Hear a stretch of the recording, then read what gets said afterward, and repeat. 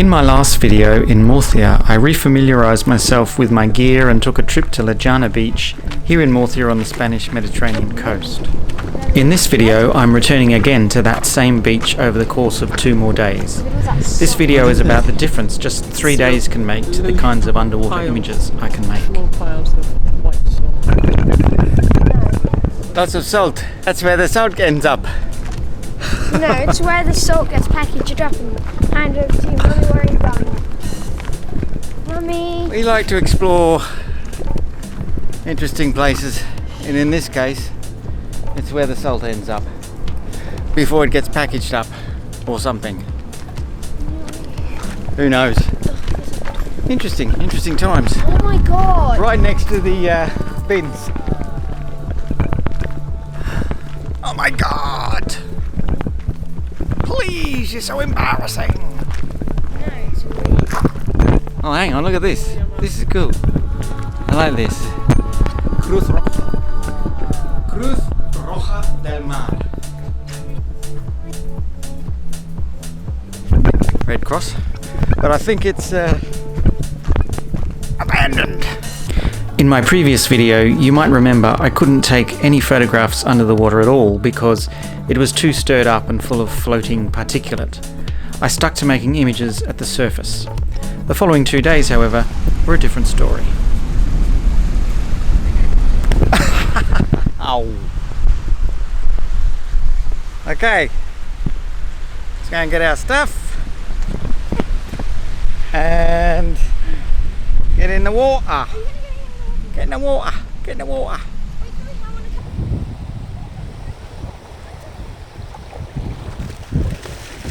It's so clear. Is it? Yeah.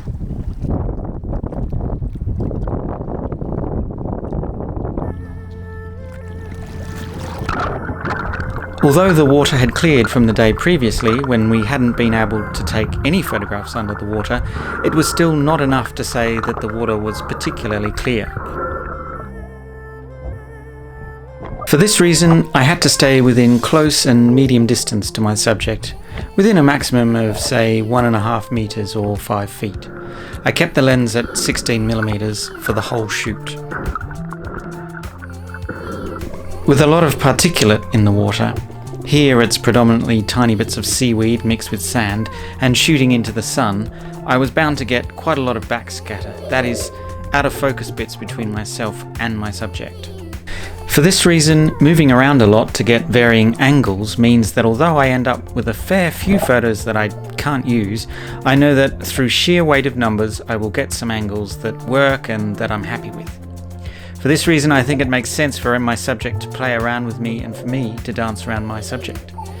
This approach is probably best when there's no commercial imperative driving your project, when there are certain shots that you are obliged to make.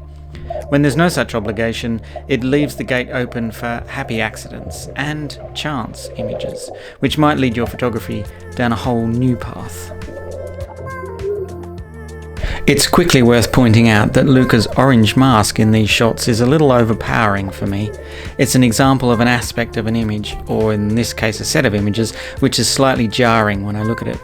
Only when it's exaggerated for effect does it seem appropriate to me, and in all these images I tended to tone down the orange saturation to compensate. To me, one of the tyrannies of modern digital photography is this fallacy that sharpness and clarity are the pinnacle of achievement when it comes to making photographic images.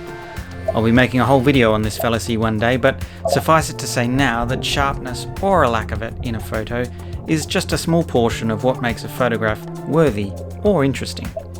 In the case of underwater photography, having particulate in the water reduces the clarity of the water and the sharpness of your image, but really helps to accentuate the light behind and adjacent to the subject. It can help to add a glow or a halo to the subject, contributing to a sense of ethereality. Plus, shafts of sunlight aren't as visible without particulate in the water. Like anything in life, you can have too much of a good thing, and that's especially the case with underwater particulate. But I never assumed that the best images are only made in super clear water. Aside from technical aspects, I think it's important to be asking, what sort of feeling does this image convey? Is there a narrative or story, and is it one that the viewer can follow or find intriguing? Is this documenting the fact of a particular child going for a swim? Or does the image convey greater meaning or have a higher purpose than that? To my mind, these and similar questions are more important than the usual, is this image sharp? The final underwater image on this day was perhaps my favourite from the whole day. It's a brief moment like most others. Luca is splashing down into the water, bubbles float around his head and upper body like a swarm of hungry flies. Shafts of sunlight illuminate him from behind, but he's headed towards the darkness to the right of the frame, some sort of unknown murky depth. The surface of the water hangs over him like a cloak, a sheet of canvas. I like it because it conveys a narrative, but one that's unfinished and which can be interpreted in many different ways. So we came down to where we were yesterday at Llana beach, which is here in Murcia, and the water's a little bit clearer than yesterday, but not very clear in the scheme of things. I would say not clear, but clear enough that we could get under the water and take some photographs, and my son obliged, kind of, taking some photos. What I found the best option in these conditions was to shoot almost directly into the sun. So the sun it's about 5:30, 6 o'clock in the evening. The sun is about an hour and a half away from setting, and so I've used that sun to its best advantage, basically shooting directly into the sun. So my subject between me and the sun, and in that way I know that I'll be able to increase the contrast when I get back in front of the computer. I know that they look a little bit dull at the moment when I'm taking them. In fact, sometimes it was actually even quite difficult to see what I was photographing, but I know that when I get back in front of the computer that I'll be able to increase the contrast and make some good looking shots out of that. And also the sun between myself and the subject, it helps to really isolate those lovely bubbles. We'll see if we get any of those. Sometimes that's a bit hit and miss. Hopefully today I got a few. Yeah, sorry, one other thing I forgot to mention. I was just packing up, and then I forgot to mention that one of the things I did today was I put on some Clearview liquid, whatever it's called, Clearview Mask View, I can't remember. I'll put it on the screen here while I'm talking about it, and onto the front. Normally I just lick it, but I'm finding, it's a little bit gross to be licking it, let's be honest. It works, it's effective, but it's effective for like a couple of minutes, and then you need to lick it again. I run out of spit.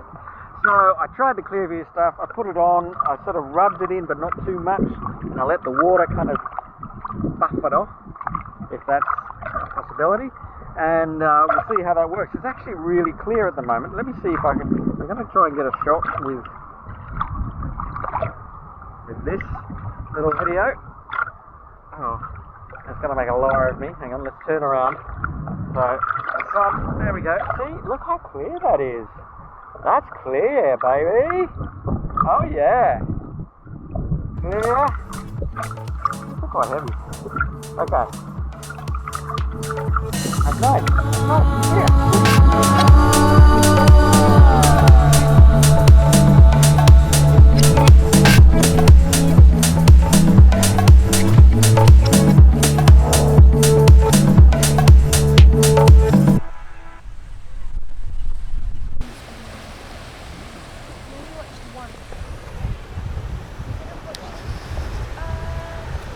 So I've come back down here again today just to see if the water's any better than yesterday. It looks a little clearer, but it can be really hard to tell sometimes whether the water's clear or not.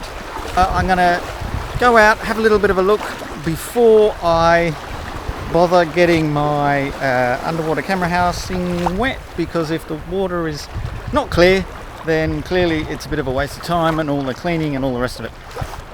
Also, what I found today is that my subjects are less inclined to get in the water. It's a little bit cooler today, still lovely, and the water is super warm. It's just beautiful. but if you don't have a subject, then it can make life a little bit more difficult. Anyway, I'm going to test out this water. I've just remembered I didn't bring my goggles. So how do I check under the water without my goggles? Maybe I'll go back and get them. Right, take two. I've got my goggles, here they are. And mask I should say. And I'm going to go right out there. There's this, right here, there's this space where you won't be able to see it, it's too wide. But there's this spot where all these seagulls hang out. It's the local seagull hangout. It's quite interesting. I wonder if there's something out there other than just a big patch of water. Interesting. It does look clearer than yesterday. I'm quite excited.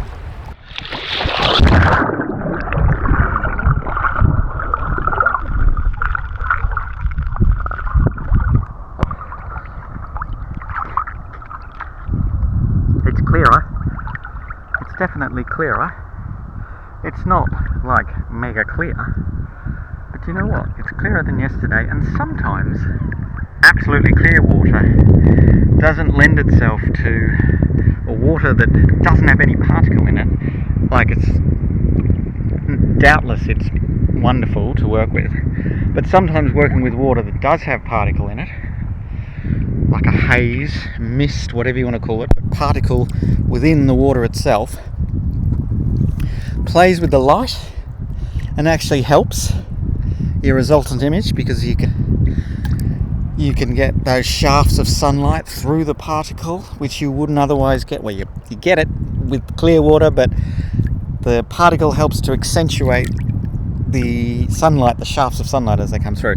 So it's not such a bad thing, and I think it's good enough for us to take some shots.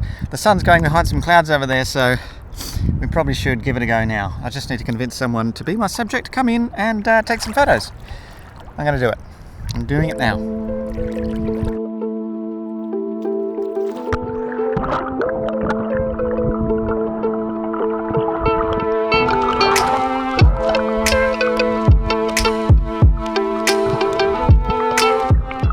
Greater water clarity means a different set of photographs can be taken. In particular, the thing I was most able to do was to get further away from my subject, opening up the possibility of different compositions. Again, I used the 16 to 35mm GM lens with the lens set at 16mm for all images, but was able to get further away without a drop off in clarity, and therefore a greater range of compositions, even though the time of the day was the same. It was about 24 hours after I'd shot the previous day's set, and therefore the same side light, and of course the same subject with that same big old orange mask.